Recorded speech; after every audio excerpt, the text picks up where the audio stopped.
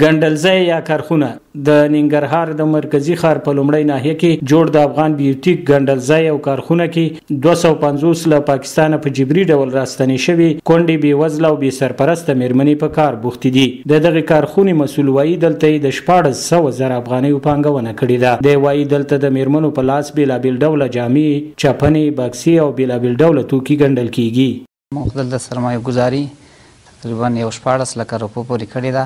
په دې کې دغه ګنډې افغاني ده، سلمه ده، د فارغت چپنې دي، ډاکټرانو چپنې دي چې ډاکټرانو د څه شتاب چې دغه ټولو کار موږ دغلته کوو. دی له ښوونیزه مرکزونو بېلابېل ډوله تعلیمي او سپورتي ادارو غواړي چې د بېوزله میرمنو سره د لاسنیوي په موخه دې خپل د اړتیا وړ توکي پر دوی وګنډي. د دغه مرکز رئیس بیا له مرستندویه ادارو او حکومت د دغه ډول مرکزونو د مالی ملاتړ غوښتنه کوي.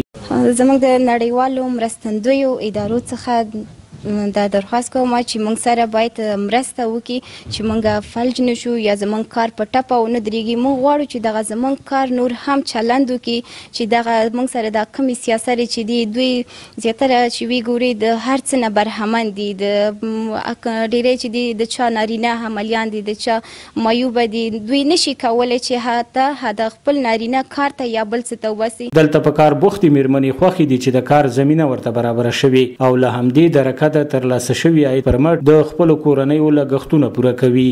یو کال برابریږي چې راغلی پاکستان نه چې هغې ځینې په زور ایستي. دلته راځم کار کوم، زه خپله استاذه یم د خیاطۍ. یو څه ناڅه لاسته راځي نو موږ په هغې خوشحاله استو. نو موږ غواړو چې نورو خلکو ته دا کارونه پیدا شي. د ساتو حکومت نه دا غوښتنه ده چې راشي دلته زموږ سنټورونو کې چې د موږ سره مرسته وکړي تر څو همکاري وکړو او نورې خویندې وهڅېږي تر څو کار وکړي دلته راشي. هیره دې نه وي چې د دغه پانګوال له لورې د بکسو د اوبدلو په برخه کې د دې کارخونې ورخوا د 14 نارینهو لپاره هم په یوه جلا ځای کې د کار زمینه برابره شوې ده. په ټوله کې باورونه دا دي که دغه ډول کارخونو ملاتړ وشي ورسره به ګڼو بې سرپرسته کورنیو میرمنو ته د کار زمینه برابره شي او له مخې به یې ورځنۍ ستونزې د پام وړ راکمې شي. سباون ساحل، وحدت نیوز، ننګرهار.